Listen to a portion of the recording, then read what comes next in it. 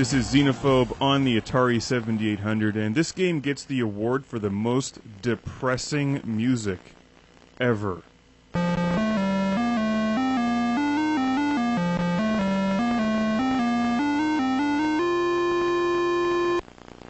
music just makes you want to jump off a bridge.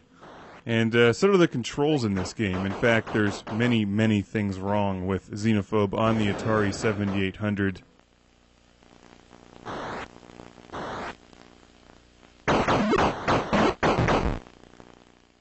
When I think of the mighty Atari 7800 Pro system, I think of excellent arcade conversions. Games like Ms. Pac-Man, Robotron 2084, Xevious, Joust, Galaga.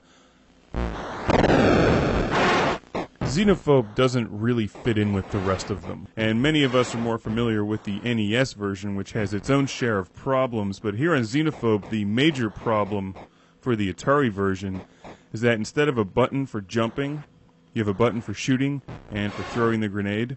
You jump by pushing up, which sucks.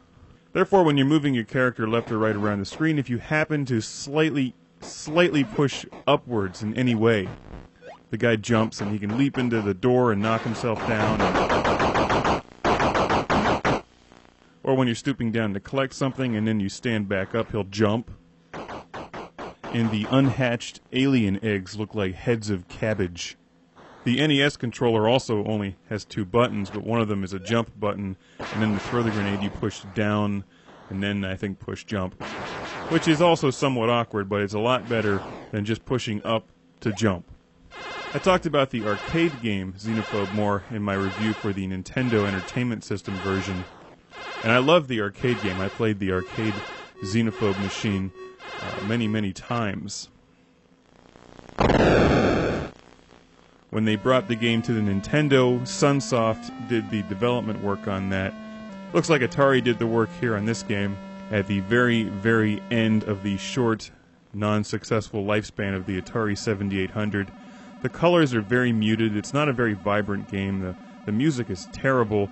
Graphically, there's actually some stuff in here that's done better than the Nintendo version. The weapons look a bit more interesting. It's more or less the same. You've got the one standard crappy laser gun, then you get the upgraded laser rifle, and there's the electric bolt gun, which is kind of neat, and then a fogger. And check out this glitch here.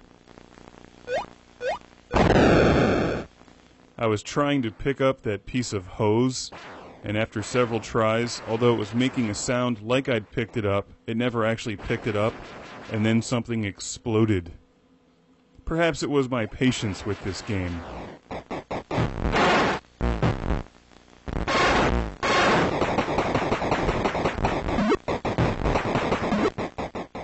Another difference between this version and the Nintendo version is that you can lose your gun in this version when you're knocked down, and then you can punch the aliens. And it's too bad they didn't get the Aliens license for this game, because if he punched an alien to death, it would have then covered him in sulfuric acid. And that would have made for a really exciting death scene.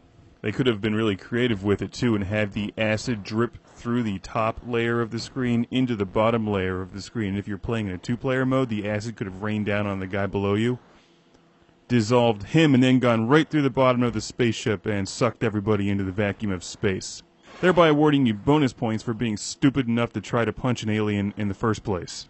I have to admit that my favorite part of this Atari 7800 version of XENOPHOBE is the artwork on the cartridge and the opening title screen.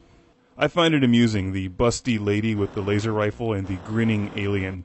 That's way more interesting than the Aliens knockoff for the NES cartridge.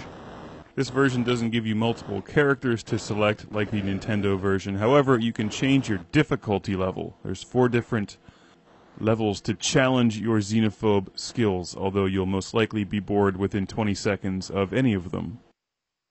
There's a bit more detail in the elevators, and then one of the big differences is that each location that you fly to is different as viewed from outer space. So you have the spaceship, then there's a planet, and then another spaceship, some sort of space station, and then my favorite, the Death Star. Not only is the Death Star overrun with stormtroopers and those little remote-controlled droids that drive in circles, but now it is overrun with Xenos that you must eliminate. There's far better games out there for the Atari 7800, and XENOPHOBE is not a very common game, so this will actually cost you a couple bucks to find this game cartridge. So it's really only for collectors at this point. If you want to play XENOPHOBE the way that it was meant to be played, find one of the original XENOPHOBE arcade machines, because it's an excellent game, which was a 3-player machine and really cool.